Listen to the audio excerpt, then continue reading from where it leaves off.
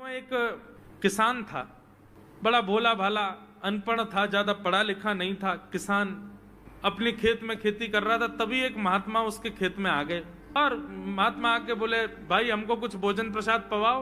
किसान बोला, अरे महात्मा आए भैया, इनको प्रणाम करो। किसान ने उनको प्रणाम किया, प्रणाम करके महाराज उनको भोजन प्रसाद पवाया। कहा, महात्मा जी आप आए हैं, मुझे कोई गुरु मंत्र दे जाओ। महात्मा जी ने सुंदर गुरु मंत्र दिया, द्वादशाक्षर मंत्र दिया।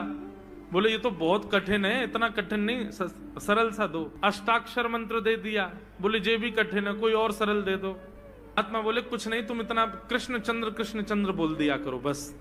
कृष्ण चंद्र बोले, हाँ इसी का नाम, जो यही तुम्हारा गुरु मंत्र है।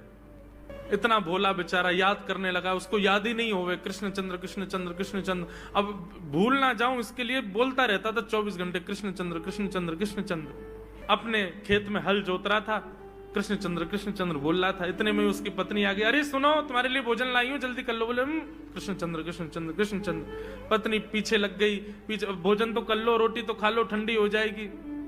बोले अरे तू पीछे मत पड़, मैं भूल जाऊंगा, गुरुजी ने मंत्र दिया मुझको। पत्नी बोली, अच्छा एक काम करो, आप भोजन कर आओ, तब तक आपके नाम को मैं रट लेती हूँ, मैं उसको संभाल लूंगी, पर जैसे ही आप आओगे फिर आपको सुना दूंगी, आप कर लेना। वो ठीक है। बोले क्या बोलना है? बोले कृष्ण चंद्र।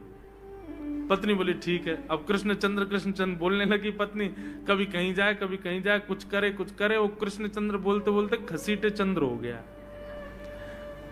लौट करके अपने पति के पास, पति बोल, हाँ वो मैं भोजन कर लिया, जल्दी गुरु मंत्र सुना दे मुझको, क्या था मैं तो भूल गया। बोले घसीटे चंद्र। वो उसी से ही हल जोतने लगा, घसीटे चंद्र घसीटे चंद्र घसीटे चंद्र। आकाश में वैकुंठ में बैठे हुए वैकुंठनाथ भगवान प्रसन्न हो गए और प्रसन्न होकर के बोले, लक्ष्मी जी हम जा रहे हैं। बोले कहां? बोले एक किसान का उद्धार करने जा रहे हैं, उसको वैकुंठ लेके आएंगे। लक्ष्मी जी बोली, आपका अशुद्ध नाम बोल रहा है वो, आपका अशुद्ध नाम उच्चारित कर रहा है वो, और आप कह रहे हो कि इसका कल्याण करूंगा मैं।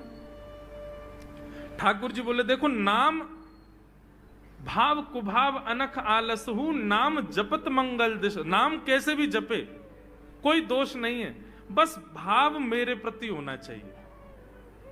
वो नाम भले ही गलत जप रहा है, लेकिन उसके हृदय में तो मैं ही हूं ना।